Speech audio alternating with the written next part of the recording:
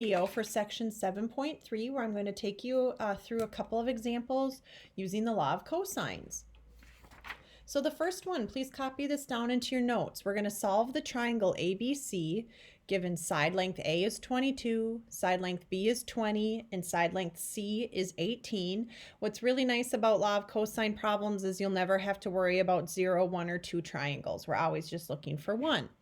But before, notice how here it doesn't say to use the law of cosine, so you don't really know which law of sines or law of cosines you'd have to use. So always draw just a little sketch, and we recognize it's not accurate, and fill in what they give you. Side length A is 22, B is 20, and C is 18. So it looks like they give you all 3 side lengths and no angle measures. So this would be a side, side, side. So it's a law of cosine problem for sure. All right, so then, excuse me, when they ask you to solve the triangle, set it up. Angle A, angle B, angle C, side length A, side length B, side length C. So when they've got it, you'll know you're done when you have all 6 things filled out. And it looks like we already have side length A, side length B, side length C. So we have 3 angles to find. And once we find the first 2, it would be nice. We can just use triangle sum theorem we learned in geometry to find the third. Now, here's a little rule of thumb you'd want to write down. I'm not going to get into the nitty gritty of why this is, but don't solve for largest angle first. Don't solve for the largest angle first, just rule of thumb, because what happens is it doesn't always happen. This is where it gets kind of confusing, but sometimes if you solve for the largest angle first, all of a sudden the SSA donkey happens and you have like that hinge situation we talked about yesterday, and we don't want to do that. It's just not necessary, and you'll avoid it by picking a smaller one to do first. So it's like, well, I don't know anything about the angles and this sketch isn't accurate. So how do I know which one will be like the biggest angle or the smallest angle or the middle angle? Well, it would require that you remember something that you learned back in geometry, is that like the largest angle is across from the longest side, or the smallest angle is across from the shortest side. So you can rank these. The longest side is 22. And then the shortest side is 18. So it actually looks like it's in order where it's going to be the biggest angle, the middle-sized angle, and the smallest one. Since we don't want to pick the largest one first, I'm not going to choose A to start. I'm going to choose angle B instead, because I'm following this, okay?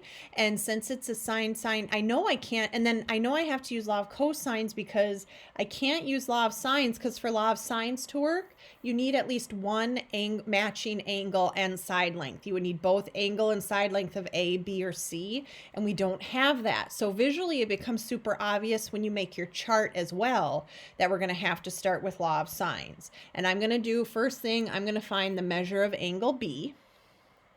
So I go back to my notes and I remember to find angle B, I'm going to do the inverse cosine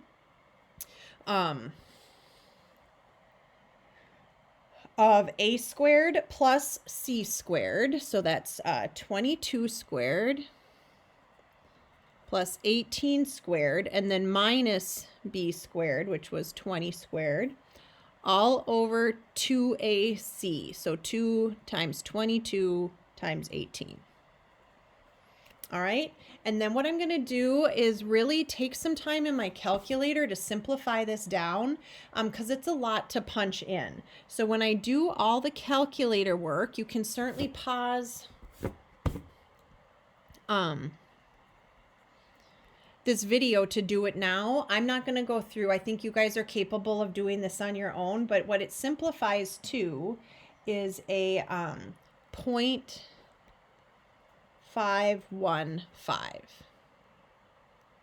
Okay, and then we recognize that to find that angle B, we'll do the inverse cosine.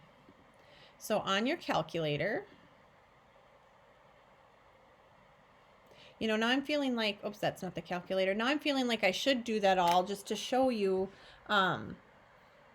because I'm worried that I rounded that 0.515. So let's just take a second and do 22 squared plus 18 squared. Nope, not plus. It'll be minus 20 squared. Shoot, sorry, you guys. 22 squared plus 18 squared minus 20 squared. And then since I didn't put all of that in parentheses, I'm going to press equal, enter. And then I'm going to divide that answer, and I am going to put this in parentheses because I've got quite a bit going on in the denominator. It'll be 2 times 22 times 18, because I want it to do all that multiplying first before it does the division.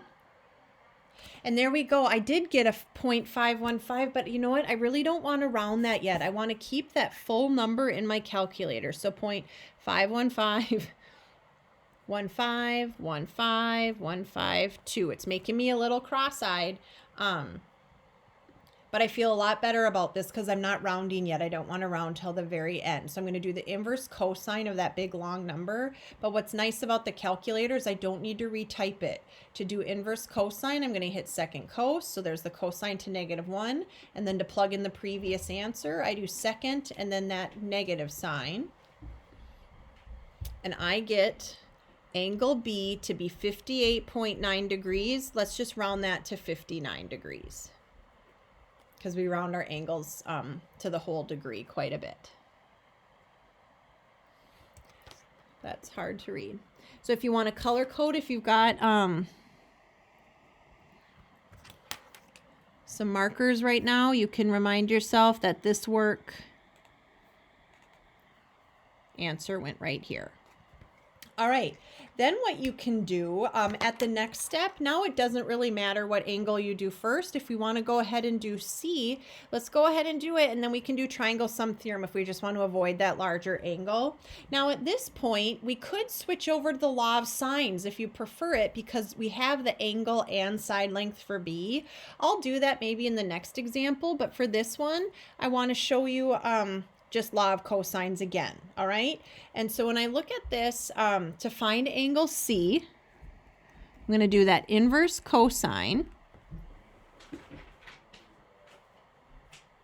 have to pull my notes out so to make sure I get this right. To find that angle C, A squared plus B squared. So 22 squared plus 20 squared.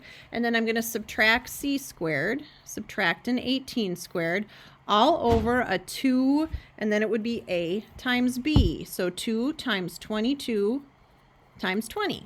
All right, so that will be the setup. And now let's go, and I'm going to challenge myself to see if I can put all of this in the calculator at once. I don't actually encourage kids to do that. I don't know why I'm kind of trying to do it now, because it requires so many parentheses. Let's see if I can do it. It's going to start by inverse cosine. And then that entire thing is in parentheses, but I'm going to open up a second set of parentheses for the numerator. So 22 squared plus 20 squared minus 18 squared. And then I'm going to close that because that's everything in the numerator.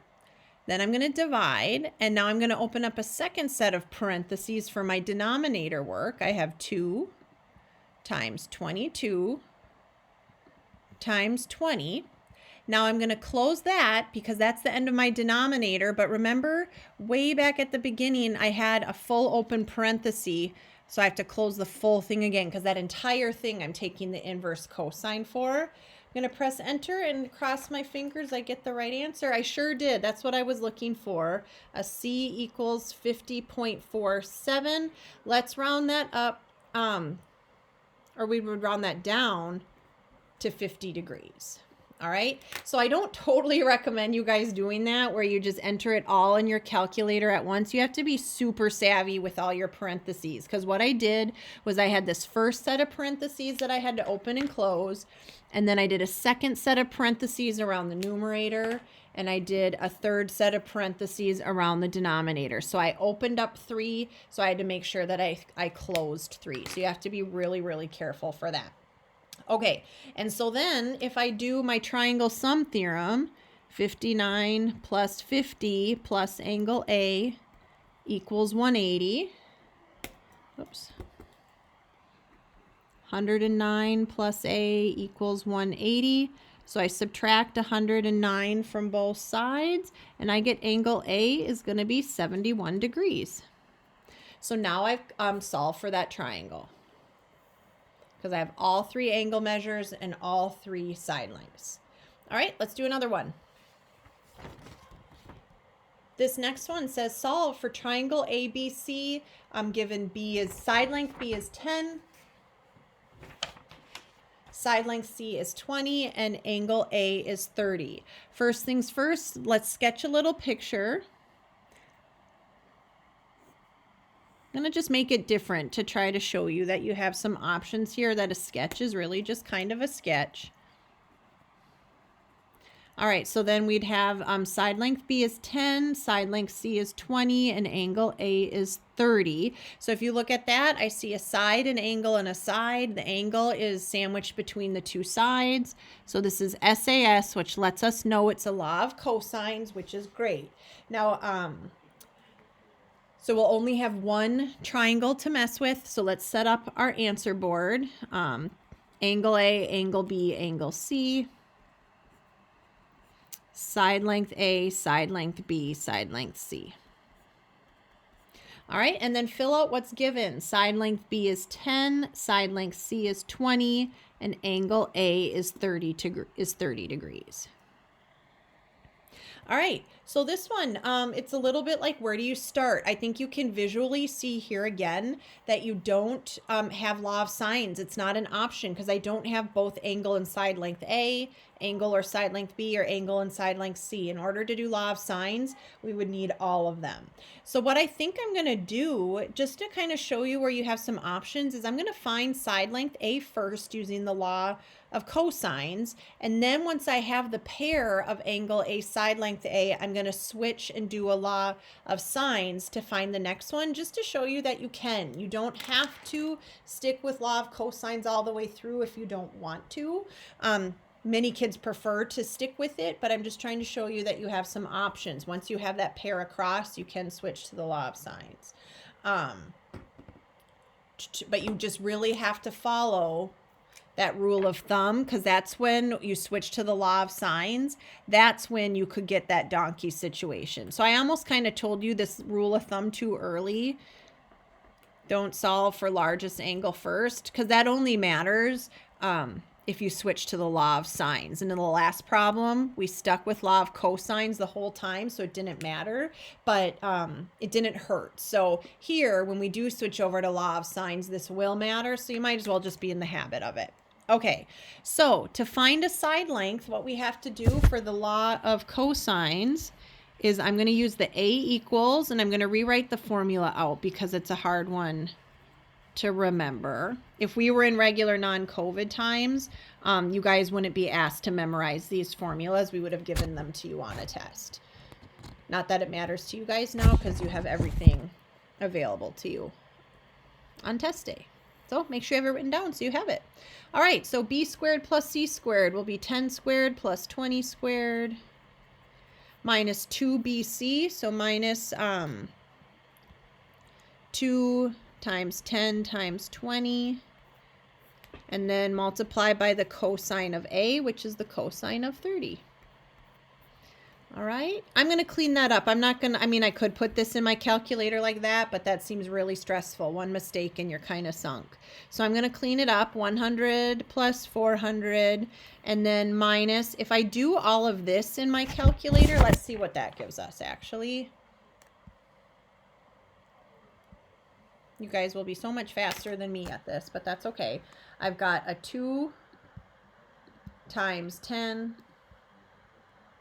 times 20 times the cosine of 30. All right, and that gives me a really big number that I'm negative.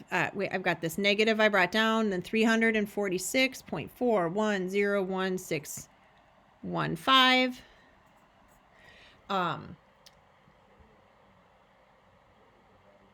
Okay.